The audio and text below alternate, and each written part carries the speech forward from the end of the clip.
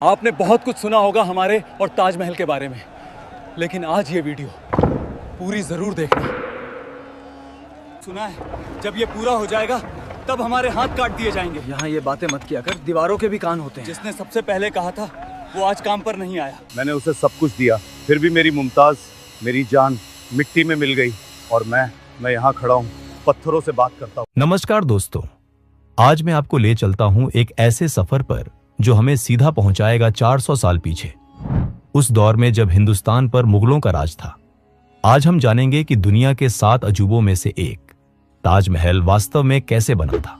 कभी सोचा है आपने कि उस जमाने में जब न बिजली थी, न आधुनिक क्रेन थे, न कोई उन्नत तकनीक थी, तब एक इतनी शानदार और परफेक्ट इमारत कैसे बनाई गई होगी? तो तैयार हो जाइए, क्योंकि आज की कहानी है मेहनत की, मोहब्बत की और मनुष्य के हौसले की। हमारी कहानी शुरू होती है साल 1631 से बुरहानपुर शहर में।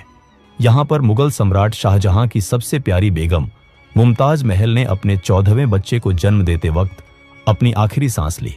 कहते हैं कि 2 साल तक शाहजहां गहरे गम में रहे। उनके बाल रात भर में सफेद हो गए। लेकिन इस गम के बीच एक वादा भी जन्म लिया, मुमताज के लिए ऐसी यादगार इमारत बनाना जो दुनिया में कहीं और न हो। एक ऐसी इमारत जो सदियों तक उनकी मोहब्बत की गवाही दे सके। साल 1632 में शाहजहां यमुना नदी के किनारे एक जगह का चुनाव करते हैं। 42 एकड़ में फैली यह जगह इसलिए चुनी गई क्योंकि आगरा फोर्ट के एकदम सामने थी, ताकि शाहजहां अपने महल से इसे देख सकें। और सबसे महत्वपूर्ण, यहां की मिट्टी इतनी मजबूत थी कि इतनी भारी इमारत को सालों साल संभाल सके। शाहजहां ने पूरी दुनिया से बेहतरीन आर्किटेक्ट और कलाकारों को बुलाया। सबसे प्रमुख थे उस्ताद अहमद लाहौरी, मीर अब्दुल करीम जो समग्र डिजाइन संभाल रहे थे, और इस्माइल खान जो तुर्की से आए थे और गुंबद बनाने के माहिर थे। इनके अलावा हजारों स्थानीय कारीगर थे, हर एक अपने हुनर में उस्ताद। 3 महीने तक शाहजहां रोजाना इन आर्किटेक्ट के साथ बैठकर हर एक विवरण पर काम करते रहे। डिजाइन में इस्लामिक वास्तुकला, फारसी शैली के बगीचे और मुगल परंपरा का सुंदर संगम था। एक रोचक बात, ताजमहल की चारों कोने पर जो मीनारें हैं वो बिल्कुल सीधी नहीं है। उन्हें जानबूझकर थोड़ा बाहर की तरफ झुकाया गया है, ताकि भूकंप या हादसे में वो मुख्य इमारत पर गिरने की बजाय बाहर की तरफ गिरे। अब शुरू होता है शायद सबसे मुश्किल काम, निर्माण सामग्री लाना। सफेद संगमरमर आया मकराना से, जो राजस्थान में है और आगरा से लगभग 300 किलोमीटर दूर है। मकराना का मार्बल दुनिया का सबसे बेहतर गुणवत्ता का माना जाता है। बिल्कुल सफेद, चमकदार और थोड़ा पारभासी। पहाड़ों की चोटियों पर मजदूर पत्थर काटते थे। एक एक ब्लॉक का वजन 2 से 3 टन होता था। 1000 हाथी, 200 बैल और हजारों गाड़ियां इस काम में लगी थी। हर हाथी पर 2 से 3 टन मार्बल। गर्मी में तपती रेत, बारिश में कीचड़, हर मौसम में यह काफिला चलता रहा। एक ट्रिप में 2 से 3 हफ्ते लगते थे। लेकिन सिर्फ मार्बल ही नहीं आया।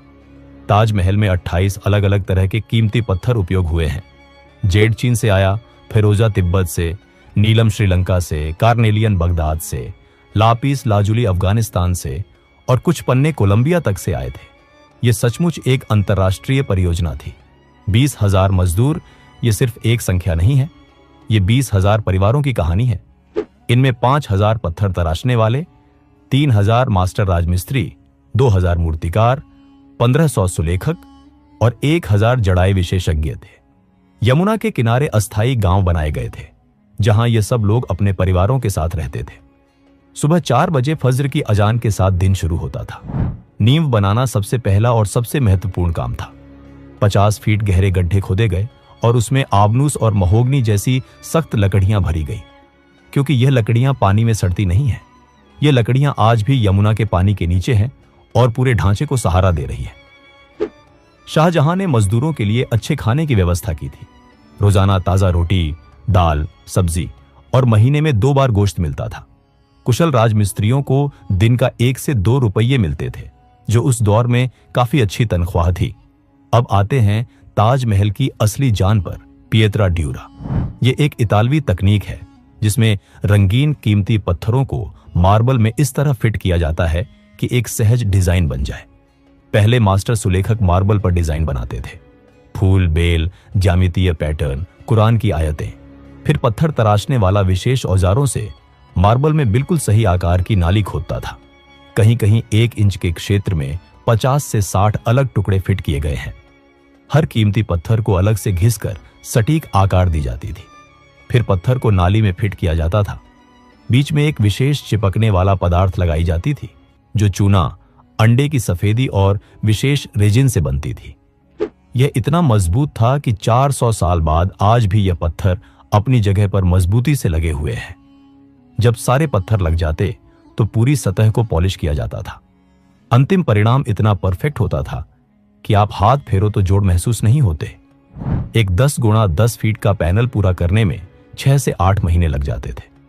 मुख्य द्वार पर कुरान की आयतें लिखी हुई हैं, जो फारसी सुलेखक अमानत खान ने लिखी थी। नीचे की आयतें छोटी अक्षरों में हैं और जैसे जैसे ऊपर जाएं, अक्षर बड़े होते जाते हैं, ताकि जब आप नीचे से देखें तो सारी आयतें एक जैसी आकार की लगें। ताजमहल का गुंबद शायद सबसे चुनौतीपूर्ण हिस्सा था। यह 44 मीटर ऊंचा है और 58 फीट चौड़ा है। सबसे रोचक बात, यह वास्तव में 2 गुंबदों की प्रणाली है। आंतरिक गुंबद लगभग 80 फीट ऊंचा है और बाहरी गुंबद 115 फीट ऊंचा है। दोनों के बीच खाली जगह है। ऐसा इसलिए कि एक ही मोटा गुंबद बहुत भारी होता और अंदर से संतुलित रखना जरूरी था। गुंबद की आधार पर एक ठोस पत्थर और ईंट का 15 फीट मोटा छल्ला है, जिस पर पूरा गुंबद टिका है। पूरे गुंबद का वजन लगभग 12,000 टन है। सबसे ऊपर सोने का कलश है, 9 फीट ऊंचा, जिसमें मूल रूप में 40 किलोग्राम सोना उपयोग हुआ था। जब आप ताजमहल के अंदर जाते हैं तो अष्टकोणीय मुख्य कक्ष दिखता है, जहां मुमताज महल की समाधि है। यह प्रतीकात्मक है। असली कब्रें नीचे तहखाने में है। मुमताज की समाधि शुद्ध सफेद मार्बल की है, जिस पर अविश्वसनीय पिएत्रा ड्यूरा काम है। अल्लाह के 99 नाम अरबी सुलेख में लिखे हैं और फूलों के इतने विस्तृत डिजाइन हैं कि आप घंटों देखते रह सकते हो। शाहजहां की समाधि उसके बगल में है, लेकिन यह मूल योजना में नहीं था। जब 1666 में शाहजहां का देहांत हुआ तो औरंगजेब ने उन्हें भी मुमताज के बगल में दफनाया। इसकी वजह से मुमताज तकनीकी रूप से केंद्र में नहीं है।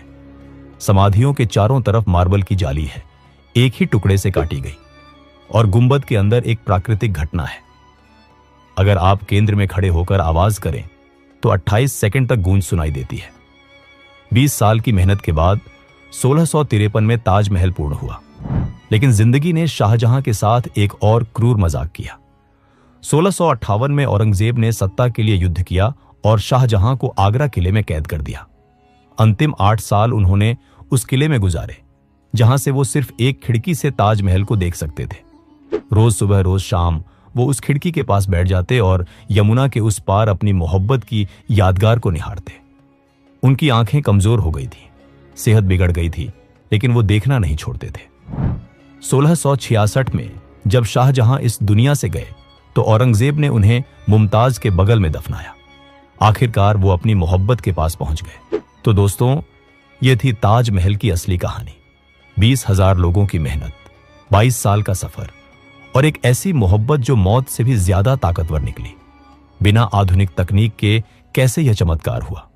जवाब है समर्पण में, योजना में और मानवीय हौसले में। आज ताजमहल सिर्फ एक इमारत नहीं, यह हमारे पूर्वजों की विरासत है। अगर आपको यह कहानी पसंद आई तो लाइक करें, शेयर करें। मिलते हैं अगले वीडियो में। तब तक के लिए खुश रहिए। धन्यवाद।